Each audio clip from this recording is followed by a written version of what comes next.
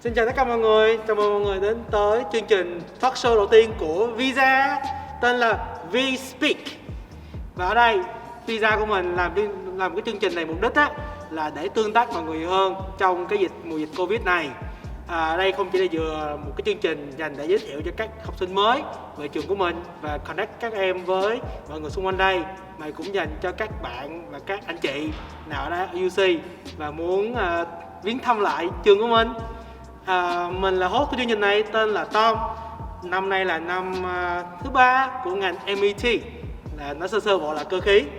Và hôm nay mình sẽ có mượn khách trong chương trình này, mình sẽ có những khách mời từ các anh chị, có các em, các ngành, và sẽ đặt câu hỏi ra, sẽ cover rất là nhiều lĩnh vực khác nhau. Và sau đây mình sẽ welcome khách mời đầu tiên của mình. Anh là một anh lớn hơn mình 1 tuổi và anh ấy đấy.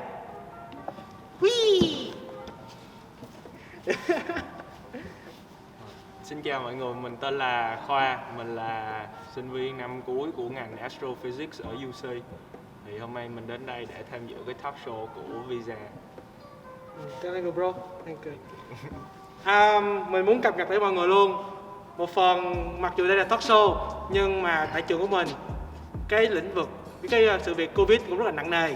Cho nên là những xung quanh trường mình thì mình luôn luôn sẽ có những cái bảng là 6 feet apart và luôn luôn mang mặt nạ trong trường. Đó là sao mà mặc dù talk show nhưng vẫn phải mang mặt nạ để cho không bị dính Covid. Trường mình gần đây cũng thực sự là cũng có những cái tiến triển mới tốt hơn về chuyện Covid, nên cũng khá là an toàn cho các bạn nào sắp quay lại cho trường, đúng không anh? Ngành em của anh cũng y chang vậy đúng không? Đúng rồi, khá là an toàn. Tất cả mà các bạn đến đây thì đều phải được cách ly tại trường, tại UC Housing, và tất cả đều phải lấy cái Covid test ở đây để mà cho kết quả sớm nhất có thể. Rồi, anh có bị bắt học, anh có bị bắt đi kiểm lại không? Là em bị nhận email bị bắt đi kiểm lại nữa nè. Anh có nhận email, nhưng mà những email đó là cho những bạn sẽ ở UC Housing hoặc là có những cái lớp in person thôi. Còn lớp của anh đa số, không phải là đa số mà là tất cả cho kỳ tới này là online, nên là anh không cần. Cũng tiện. Trời, em có ba cái lớp lab. Ba lớp lab đi lên campus, xong rồi giờ em phải đi kiểm tra luôn nè. Mà không được kiểm tra không được thì phải đi quarantine nữa. Đúng rồi. Anh nói học ngành gì nhỉ? Anh học Astrophysics, là vật lý thiên văn. Là cái ngành đó là sao anh? Là học kiểu như cách học với nó, xong rồi với lại cái môi trường học nó là sao? Cái môi trường học so với những ngành khác thì khá là chán, nhưng mà ở đây được một cái là anh khá may mắn là gặp được những người bạn ở trong Physics Learning Center cũng có chung niềm đam mê học cái môn này, nên là mấy bạn nó cũng khá là nhiệt tình giúp đỡ, nên là anh cũng cảm thấy là khá là vui khi mà được học cái ngành này. Cũng ok. Em thấy giống như là kiểu anh nói là những môn khoa học thì anh sẽ học như thế nào trong lớp học của anh có học chung hay là anh tự học một mình nó tốt hơn? Thật ra những cái môn khoa học này á, nó là sự cộng tác của rất nhiều người để mà làm ra một cái sản phẩm hay là làm ra một cái nghiên cứu gì đó. Nhưng mà trong quá trình mà mình học hỏi, mình trau dồi thì tốt nhất là mình nên làm một mình để mà mình so được cái trình độ của mình và mình rèn luyện được thêm những cái mà mình còn yếu, để mà khi mà mình vào một team rồi thì mình làm một cái asset khá là đáng giá cho cái team đó. Nhưng mà nếu mà giả sử em thì em thấy em học á, em lại thích học rất là nhiều lúc em lại thích học chung, em thích đi ra chỗ này chỗ kia cho em học. Kiểu như xung quanh em á có người thì em cảm thấy em học tốt hơn, em đi vô trường lớp. Em học một mình không có được, em học một mình là hồi em bị kiểu như bị tù á, thì cái idea em nó không có flow. Em không biết anh sao, nhưng mà em thấy em là như vậy. Thì đúng rồi, đôi khi thì mình sẽ có những lúc bí, nhưng mà đó là lúc mà mình có những người bạn cùng ngành hoặc là trái ngành cũng được để mình nói chuyện, để mà mình cảm giác là mình không có một mình trong cái công cuộc học tập này ở nước ngoài. Thì lúc đó cái tâm trí mình nó sẽ thoải mái hơn và mình có thể là nghĩ ra được những cái phương pháp giải bài nó tốt hơn là những cái mà mình đã học được. Nếu mà nói về con tính cách đi, anh thấy anh là một người như thế nào? Như là kiểu như anh sẽ đi giao lưu với các người bạn nhiều hơn, hay là anh sẽ người chủ động hơn hay là thụ động hơn? Bình thường thì anh sẽ khá là thụ động khi mà đi chơi với mọi người. Nhưng mà không phải là anh không đi, đôi khi anh vẫn đi nhưng mà anh không phải là I don't wanna be in the spotlight all the time. Anh chỉ be there for the atmosphere thôi, tại vì mọi người vui ở đó nên anh cũng thấy vui khi mà được ở đó. Em thấy em thì cả bản thân em thì em với anh chơi cũng lâu mà cũng lâu rồi, thì anh thấy em thì em rất là thích xung quanh mọi người, không phải là đến mức độ là kiểu như là cái spotlight của mọi thứ, nhưng mà em vẫn muốn là xung quanh mọi người, em muốn đi tương tác, em muốn đi gặp người này người nọ để trò chuyện, để những cái như là trôi dài những cái chuyện đó. Và thông thường em sẽ người kiểu như là instigate những cái những cái câu chuyện hoặc những lời nói. Anh thì anh thấy sao? Anh thì không, anh thì ai nói chuyện với anh thì anh mới nói với người đó thôi, nhưng mà khi mà đã nói chuyện được rồi thì anh rất là thoải mái. Thì có thể là do anh ngại thôi, nhưng mà anh cũng đang cố gắng là reach out với mọi người nhiều hơn để mà mình có cái vòng bạn bè nó tốt hơn. Ủa bạn bè, nếu mà khi mà nói bạn bè thì anh có cảm giác như là khi mà giống như weekend của anh đi, anh có muốn thường là anh sẽ nhàn mình, hay là anh sẽ đi với bạn bè, hay là cái bạn bè anh rủ anh đi hay đi liền, hay là cứ không ai rủ anh thì anh sẽ không đi, hay là anh sẽ tự kiếm chuyện anh đi? Anh thì sẽ không tự kiếm chuyện đâu, nhưng mà nếu mà có kèo thì chắc chắn là sẽ đi. kèo nó em có thấy cũng hay, tại vì cái đó mình cũng có những lúc thì mình muốn anh khá là enjoy cái thời gian ở một mình. Nhưng mà nếu mà có kèo thì cứ đi thôi. Em thấy của em á, em hay kiểu mà em hay rủ anh đi chơi, hay là rủ mấy bạn này đi chơi, kiểu như là ở nhà mình thứ bảy nhật của em thì em muốn nó sôi động, em thích nó tại vì nó kiểu như làm nó sống động hơn. Kiểu mình đã có một tuần học rất là căng thẳng và kiểu như vừa thi xong hoặc là vừa làm bài thôi, nếu là làm giống như anh với em là làm project xong, làm cái là kiểu ôi trời sướng quá, xong rồi cũng đi chơi. Chứ em mà ngồi ở nhà em ngồi một hồi em chơi game hồi em bị chán, em không biết làm gì á. Tự nhiên lâu em nhìn tới 8 giờ mấy 7 giờ mấy mà không có làm gì hết, chỉ ngồi nhìn tivi không, em bị tù. Anh thì anh thấy cái như vậy anh thấy sao? Anh thì anh thấy không tù, tại vì một phần anh cũng chơi game khá lâu rồi, cũng khá thích là chơi game, nhưng mà chơi tới một lúc nào đó thì nó cũng chán thôi, mình cũng phải kiếm chuyện khác mình làm. Nên là đi ra ngoài, lâu đi ra ngoài đổi gió rất là tốt cho sức khỏe và cả cho tâm trí của mình. Anh thấy với cái tính cách như vậy, anh thấy anh có thấy những vấn đề gì với chuyện học của anh không? Những cái khó khăn gì trong chuyện học của anh không? Có thể là do cái ngành, thì cái ngành của anh nó khá là không phổ biến, nên là để mà chia sẻ những cái khó khăn ở trong ngành đó với những cái người bạn mà thật sự anh chơi chung ở đây đó, thì nó khá là khó. Nhưng mà nó cũng không phải là vấn đề, tại vì không phải ai, mình cũng nhận ra là không phải ai cũng có thể giúp mình trong cái khó khăn của mình được, thì lúc đó là mình phải tự thân vận động, nó cho mình thêm động lực để mình phải vượt qua. Một là vượt qua, hai là mình thất bại thì anh không chấp nhận thất bại, nên anh sẽ thử lại tới khi mà mình vượt qua. Trong những cái vượt qua này em thấy như là em rất là nhiều thứ em cũng cố gắng, chứ chính bản thân em tự vượt qua, nhưng mà lâu trong những cái chuyện đấy em lại cần các người bạn của em để giúp em qua những cái chuyện đó. Xung quanh bản thân em thì em nghĩ là nếu như mà học hay là những cái khó khăn của mình á, một mình đến cố gắng làm lên á, vượt qua nó là rất là tốt, nhưng mà có những lúc thì mình cần những người xung quanh để kéo mình ra khỏi cái vòng loop trong cái não của mình. Đúng rồi. A few moments later. Ngoài những chuyện này ra, anh có những cái chuyện gì đáng nhớ của anh tại UC? Chuyện đáng nhớ tại UC. Dạ, kiểu như là anh thấy anh đã làm những gì mà anh thấy đáng nhớ, hoặc là những cái gì mà anh thấy trong lòng anh luôn sẽ nhớ. Sau nếu anh rời UC thì anh nói anh cũng là năm cuối. Những cái chuyện đáng nhớ nhất ở đây thì có lẽ là những người bạn mà anh đã gặp được ở đây, những người bạn Việt Nam và những người bạn trong ngành của anh luôn. Khá là may mắn để được gặp được mọi người rất là vui, rất là tốt bụng. Còn cái chuyện trường mình có một năm làm cái kỷ niệm 200 năm á, xong rồi nó chiếu laser lên cái mặt Beacon Hall rất là đẹp, anh rất là thích cái đó luôn. Cái đó cũng cái live là laser show rất là hay. cái đó cũng nhớ. Cái đó là trường mình lần đó làm 2 trong 5 lần, như là nguyên cái tất cả các tổ chức, các organization khác trong trường mình đều tụ lại ngay cái McMicken Hall để xem cái live show đó, cũng rất là đẹp. Nhà có mấy em thì cũng hơi buồn, cũng không có thấy được cái đó, nhưng mà không sao.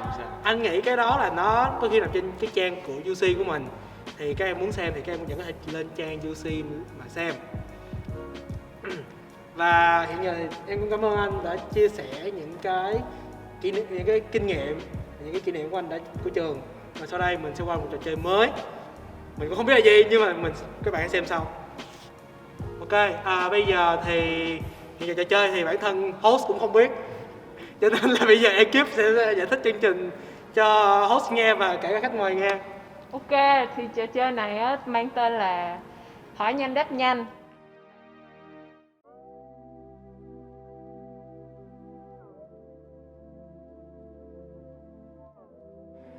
Rồi. Rồi, sẵn sàng nha. Câu hỏi đầu tiên, hãy kể tên 3 dom của UC. Daphne, Siodo, Cahun. Anh không ở đây anh không biết.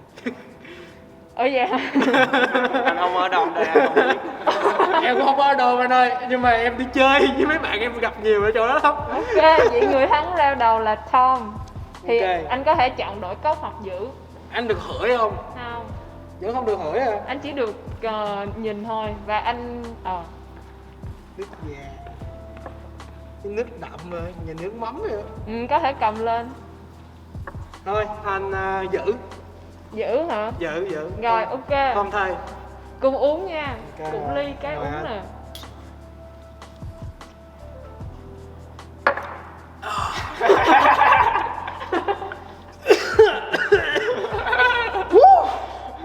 Anh có muốn cho mọi người biết cái là nước gì không?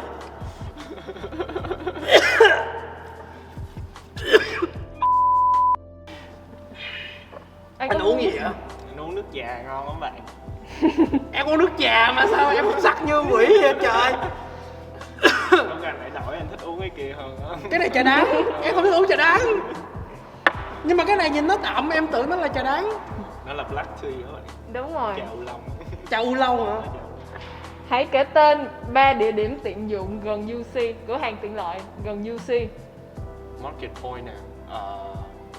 Ủa tiện lợi là tính là Circle, no. Cái gì mà mua đồ được á. Target nè. Amazon tính không ta? Tại cạnh Green Street Market. Ủa Ravin tính hả? Ravin đâu? Street Market. Ở đâu? Ở Ravin có nè. Ở Ủa cái tiệm bé tí đó hả? cái đường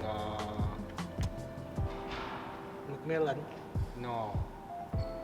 One eternity later. Riddle Road Market. Riddle. Sao hai giờ ekip còn một không biết chấm điểm sao. Nãy anh nghĩ Amazon. I know the Munchies bro. Nãy em nghĩ Amazon. Mà ủa mà Amazon tính không? Amazon không phải Amazon nó đâu có bán tính. đồ ở trong đó đâu. Amazon, cái kia Amazon tính vậy? Em chỉ liệt kê ra rất là basic là Amazon, Target với Starbucks. Starbucks đâu phải cửa hàng tiện lợi bạn. Bạn sao á mấy bạn này? Mấy bạn ekip sao rồi? Ai bắt Thôi bây ekip giờ uống uống đi. đi. Vậy thì á, người thắng là anh Khoa, thì anh được chọn giữ hay là đổi cốc? Đổi cốc là chắc chắn rồi. Em biết cái này có cái gì rồi. Vô bạn. Cái này Lên dài. cái vô cùng bạn. uống nào. Cái này khó nhỉ.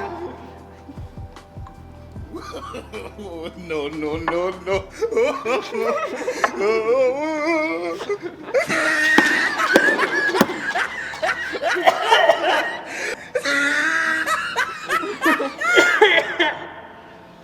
Anh có biết nó là cái gì không nè? Có muốn kể cho mọi người nghe nó là cái gì không?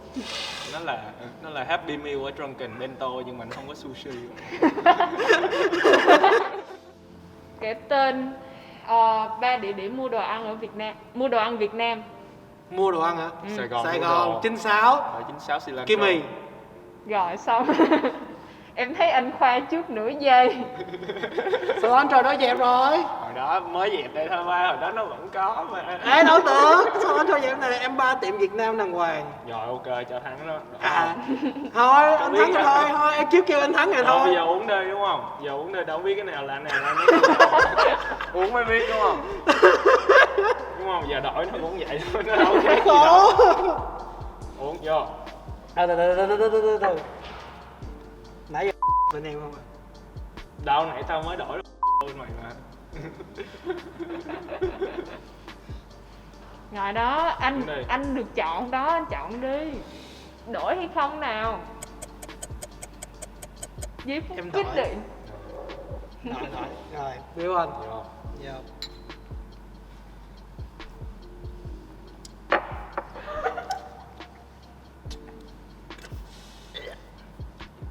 Cà phê. Ủa? Là sao? Hai ly cà phê vậy. Là sao hay cà phê? Tiếp tục nào. Rồi tiếp. Round thứ 4. Kiếp này màu gì đây? Màu vàng. Vô. Lần này Vàng. màu sắc hơn, không đen nữa. Ê, này là Argentina với lại vitamin C. Ổn. Đây nhìn ổn hơn cái này. Cái nào có màu nhìn nó ok hơn cái màu đen. Rồi, vòng thứ 4. 3 hoạt động bạn làm khi rảnh rỗi. Chơi game, Chơi game. coi phim, lái RC Ok. mới có. Nghĩ ra hết rồi á. Có nghĩa trò được rồi anh thôi. Ok, lần này anh Tom thắng. Anh hãy chọn đi, cháo hay không cháo? Thôi em giữ, em thích thấy em thấy vitamin C có vẻ khả thi hơn thằng kia. Ok. Vô. Ok em mời anh. Cam ngon. Nope. Anh ok không? Ok. Nhẹ thôi. Ok. Đúng rồi, nước cam với Argentina nữa kìa. Rồi nha, thì mọi người cũng học ở UC lâu rồi đúng không? Thì mỗi người hãy kể 3 cái cơ sở vật chất hoặc là thiết bị mà bạn yêu thích ở UC. In 3D, In 3D cái printer với lại cái Rivershore Lab. Anh Nó có là thể ship giải thích được biology hai lab. cái đằng sau là cái gì không để cho mọi người cùng biết? Anh nói cái gì? Cái printer là cái máy in đó, cái máy in ở trong cái phòng lab anh học đó, nó không có tốn tiền như là mấy cái ở ngoài Ê. để quẹt thẻ nên từ là từ rất nha, thích cái đó. từ nha. Bên engineer cũng được free 900 tờ nha. Nhưng mà em được free 900 tờ, anh free cả mấy cuốn sách luôn cơ. Thôi đúng rồi. Ủa còn một cái gì nữa, còn cái cuối cùng là cái gì? Cái cuối cùng là cái biology lab, cái Rivershore Lab, chỗ mà Cái- bạn Đức làm á. Kem hay bio? Bio À. Bio Lab Rivershore Hall. Trong cái Bio Lab đó, anh rất là thích. Anh muốn được làm việc ở trong cái lab giống vậy. Ok rồi. Ok, anh Khoa chiến thắng rồi đó. Rồi nữa. Thôi cũng giống nhau mà đúng không? Phải đổi. Có lỗi à? À, Ủa phải giống không? giống mà. Rồi. Đúng rồi. Ngon. Ngon, vitamin C. Đó, nhẹ Đây nhàng là thôi, ban đầu thôi. nước đào. Nước đào hả? Nước đào. Ê, cái này cứ làm khó nhau nè. Cuối. Ra cuối đơn giản, dễ hiểu nè. Mà ekip Để kia. Ngoài kép. Đó, thấy không? Nước có ga này với lại Argentina nữa à. lần này thì nhẹ nhàng nhá. Ekip này thích. Lần này thì Argentina thay vì nha. 3 điều ấy, 3 điều thì chỉ cần 1 điều thôi và ai nói trước là thắng nhá. Thì một điều ít ai biết về UC. UC có cái chỗ nó reverb âm thanh giống như là mình đang nói cho mình nghe vậy. Cái đó có nhiều người biết lắm mà anh ơi. Nhưng mà ít ai mà. Thật ra là lúc quay em cũng đâu biết đâu. Anh Khoa Đúng chỉ không? em mới biết đấy. Cái chỗ đó rất là hay, ngay cái cây đó đúng không? Mình nói giống như là mình đang nói vào lỗ tai mình, nó reverb. Tất cả những cái âm thanh nó dội ngược về tai mình, nó về đúng cái chỗ mà mình đứng mình nói luôn. Nên là rất là hay. Ít người biết chỗ đó, không thể quay phim lại được. Cái chỗ đó là ngay cái chỗ anh học đúng không? Ngay cái Geophysics building đó. Khá là kỳ diệu. Kỳ diệu. Khá là kỳ diệu. Ok. Rồi, cảm ơn rồi anh. Ok. Anh thắng thì anh chọn. Rồi, Đúng luôn. Uống luôn hả? Ngồi ly cuối Rồi, nha, ly cuối. mừng năm học mới. Chúc mừng năm mới. Fatality.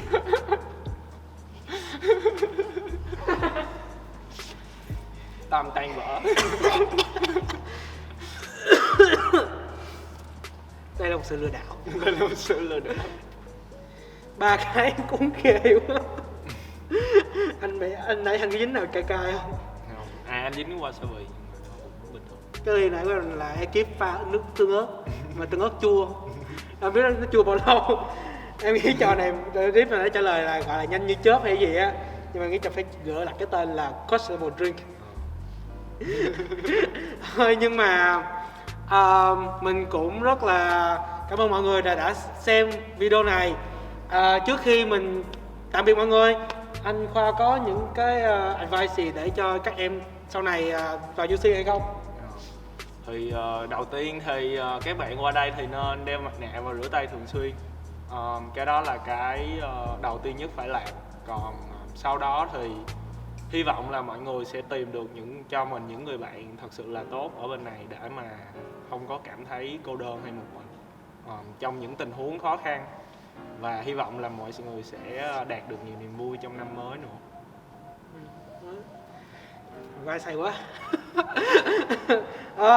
Mình thì mình cũng rất là cảm ơn mọi người và đã xem và follow cái video của mình tới cuối. Đây là tập đầu tiên của Visa tôi làm, gọi là V-Speak, và mong mọi người sẽ đến xem những tập sau này. Tạm biệt. Tạm biệt. Bye bye.